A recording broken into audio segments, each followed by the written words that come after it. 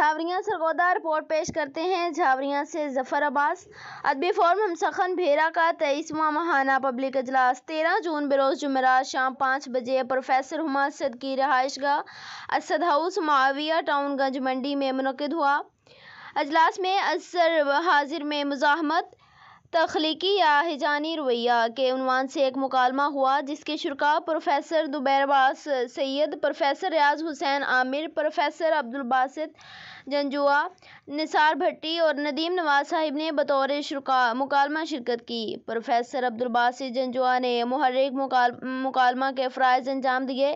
محترم جناب ندیم نواز کے مطابق تاریخ میں مزاحمتی ادب اور مزاحمت پر لکھنے والے ادیب فرانسیسی انقلاب اور روسی انقلاب کے رہنما رہے ہیں اور پاکستان بننے کے بعد اشفاق احمد جیسے ادیب عوام میں مزاحمتی روح بیدار کرنے میں ناکام رہے۔ پروفیسر دبیر عباس سید کے مطابق مزاحمتی رویہ زندگی کے ہر پہلو میں اہمیت کا حامل ہے اور مزاحمت کو تخلیقی رویہ قرار دیا۔